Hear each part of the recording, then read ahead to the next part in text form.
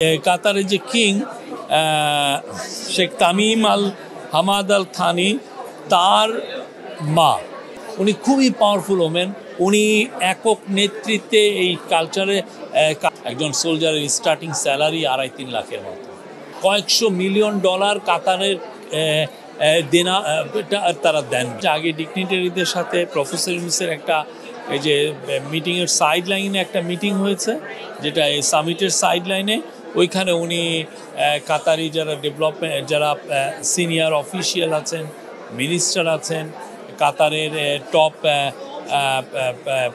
ডিগনিটারি যারা আছেন, তাদের সাথে কথা হয়েছে। এবং বিদেশের থেকে অনেকে আসছেন, অনেকে মিনিস্টার আসছেন, যারা ডিগনিটারি এখানে আসেন, তাদের সাথে ওনার একটা প্রথম দিকে একটা মিটিং হয়ে গেছে, যেটা ছবি আপনারা দেখেছেন যে আমরা শেয়ার করেছি। তারপরে 9টার পরে যেটা হয়েছে যে সামিটটা শুরু হয়েছে। সামিটে খুব ওপেনিং সেশনেই প্রফেসর ইউনূসের একটা বড় বক্তৃতা ছিল। উনি 20 মিনিট, 3 জন ওপেনিং সেশনে মূলত বক্তব্য করেছেন 4 জন। কাতারের একজন মিনিস্টার, কাতারের যে আমিরের বোন শাইখা হিন্দ বিনত হামাদ আল থানি, উনি খুব ইনফ্লুয়েন্সিয়াল। উনি কথা বলেছেন।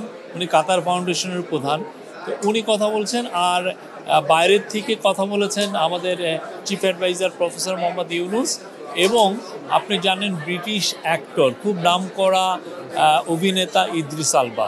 ইদ্রিস আলবার সবচেয়ে বড় জিনিস হচ্ছে, ইদ্রিস আলবা কিন্তু বড় বড় ফিল্মে তো করেনও, অ্যাট দ্য সেম টাইম উনি কিন্তু আফ্রিকা ওয়াইড একটা চ্যারিটি করেন। এই চ্যারিটিটা খুব নামকরা একটা চ্যারিটি।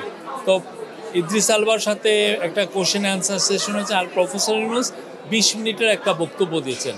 ওনার বক্তব্যের মূল বিষয়বস্তু ছিল যে কিভাবে মাইক্রো ক্রেডিট এবং সোশ্যাল বিজনেস কিভাবে মানুষের জীবনকে ট্রান্সফর্ম করে, সেটা বাংলাদেশেই হোক, আমেরিকাই হোক, এই পুরো বিষয়টা উনি তুলে ধরেছেন। এবং এটা কিভাবে মানুষকে হোপ যোগায়, এই জিনিসটা। এবং উনি এটাকে আরও যাতে মানুষ যাতে এটা দোরগোড়ায় যাতে পৌঁছে যায়, পৃথিবীতে যাতে সোশ্যাল বিজনেস আরও আমরা শুরু করতে পারি। সোশ্যাল বিজনেসের মূল যে কনসেপ্ট, যে স্পেসিফিক একটা ইস্যু ধরে, একটা প্রবলেম ধরে, প্রবলেমকে সলভ করার জন্য একটা সোশ্যাল বিজনেস করে, এগুলো নিয়ে উনি 20 মিনিটের একটা, আমি বলি যে চমৎকার একটা ভাষণ দিয়েছেন। আমরা এটার ভাষণের কপি আপনাদের সাথে শেয়ার করবো। বাট এইখানে যেটা হচ্ছে যে ওরা অত বেশি, আমরা দেখলাম যে এটা বাইরে ফল আউট চাচ্ছে না। এটা খুবই ক্লোজ ডোর একটা ইভেন্ট, বাট প্রচুর বাইরে থেকে প্রচুর লোক আসছেন, আফ্রিকার অনেক লিডার আসছেন, অনেক মিনিস্টার আসছেন। এই আর এখন উনি জাস্ট ওপেনিং সেরিমনি শেষে উনি এখন ওনার সাথে উনি কল অন করছেন হচ্ছে কাতারের যে কুইন, হ্যাঁ, কুইনের, কাতারের যে কিং শেখ তামিম আল হামাদ আল থানি, তার মা শেখ মৌজা, আপনি জানেন শাইখা মৌজার সাথে, এবং শাইখা মৌজার মেয়ে শাইখা হিন্দ, যিনি এইটা আর্টনা সামিটের মূল উদ্যোক্তা, ইনাদের সাথে একটা মিটিং হচ্ছে। এই মিটিংটার বাংলাদেশ এবং কাতারের মধ্যে সম্পর্ক আরও সুদৃঢ় করার জন্য এই মিটিংটা খুবই বড় একটা ভূমিকা পালন করবে। শাইখা মৌজা, আপনি জানেন কি না, পুরো আরব ওয়ার্ল্ডে ওনার চেয়ে পাওয়ারফুল ওমেন আর নাই। উনি খুবই পাওয়ারফুল ওমেন।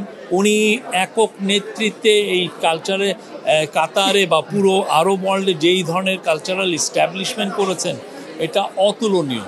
কাতারে যে দেখবেন যে ইসলামকে নিয়ে যে একটা বড় তারা মিউজিয়াম করেছে। তারপরে কাতারে আপনি দেখবেন যে বড় বড় আমেরিকান বড় বড় ইউনিভার্সিটির শাখাগুলো এসে কাতারে সেট আপ হয়েছে। এটার মূল উদ্যোক্তাদের মধ্যে হচ্ছেন শাইখা মৌজা। খুবই এনলাইটেন একজন মানুষ। পুরো আরব ওয়ার্ল্ড তাকে রিভিয়ার করে, খুব তাকে সম্মান করেন। তো আজকের এই মিটিংটা আমরা মনে করছি যে কাতার আর বাংলাদেশের মধ্যে যে দ্বিপাক্ষিক যে ইস্যুগুলো আছে, যেগুলো নিয়ে আমরা বলছি, সেটা নিয়ে আমরা অনেক আরও এটা উত্তরোত্তর আরও সামনের দিকে আরও আমাদের বৃদ্ধি পাবে, এবং এটা আমাদের, আমি মনে করব যে আমাদের সুদৃঢ় হবে আমাদের ইয়েটা। এই মিটিংটা খুব ইম্পর্টেন্ট ছিল। আর একটা সুখবর আপনাদেরকে দেই, সেটা হচ্ছে যে আপনারা জানেন বাংলাদেশের সোলজাররা কুয়েতে কিন্তু অনেক বছর ধরে তারা এসে ডিউটি করছেন, সেই গালফ ওয়ারের সময় থেকে। কাতার আমাদেরকে জানিয়েছে তারা বাংলাদেশের থেকে 725 জন সোলজার নেবে। এটা পার্মানেন্টলি প্রতি 3 বছর পর পর এই যে একটা ব্যাচ আসবে 3 বছর, তারপরে আবার এবং আমরা চাচ্ছি যে এই নাম্বারটা যাতে আরও বেড়ে 1600 বা আরও বেশি করা যায়। এবং এটা আমাদেরকে জানিয়েছে আমাদের যে মিলিটারি সেক্রেটারি, উনি বললেন, মিলিটারি সেক্রেটারি SSF এর যিনি প্রধান এখানে, এনারা দুইজন আমাকে সকালে জানলেন। এটা আমাদের জন্য খুবই, কেননা এখানে যে স্যালারিটা একজন সোলজারের স্টার্টিং স্যালারি 2.5-3 লাখের মতো। এটা 2 মাসের মধ্যে আমরা পাঠাতে পারবো, আমরা আশা করছি। এবং সামনে আমরা আরও তো অনেকগুলো ইস্যু আছে। কাতারে আমরা আরও বেশি শ্রমিক পাঠাতে চাই। কাতারের সাথে আমাদের আজকে আরেকটা বড় মিটিং হচ্ছে, কাতারের এনার্জি মিনিস্টারের সাথে আমাদের একটা বড় মিটিং হবে। সেখানে চিফ অ্যাডভাইজার নেতৃত্ব দেবেন। সেখানে আমাদের যে energy adviser doctor Fouzul Kabir Khan, উনি থাকবেন। আমাদের এনার্জি সেক্রেটারি আছেন। কাতার হচ্ছে পৃথিবীতে LNGর জন্য নাম্বার 1 কান্ট্রি। তো কাতারের থেকে আমরা যাতে LNGতে, কাতারের সাথে আমাদের অলরেডি একটা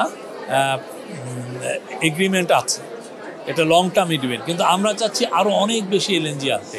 কেন আমরা আনতে চাচ্ছি? বিকজ প্রচুর বিদেশি ইনভেস্টর আমাদেরকে জানাচ্ছে যে তারা বাংলাদেশে ইনভেস্ট করতে চায়। এবং আপনি এনার্জি মিনিস্টার অ্যাডভাইজার আমাকে নিজে বলেছেন যে 600 দেশি কোম্পানি, 600 যারা বাংলাদেশে অলরেডি আছে, দেশি এবং মাল্টিনেশনাল, তারাই অলরেডি নতুন গ্যাস পাওয়ার লাইন ধরেছে। তো আমাদেরকে তো এদেরকে গ্যাসটাকে সরবরাহ করতে পারবে। আর আমাদের নিজস্ব যেটা গ্যাস, সেটা তো ডিপ্লিটিং, এটা কমে যাচ্ছে, যেটা আমরা থেকে পেতাম আমাদের অনশোর বা অফশোরের এক্সপ্লোরেশন করে।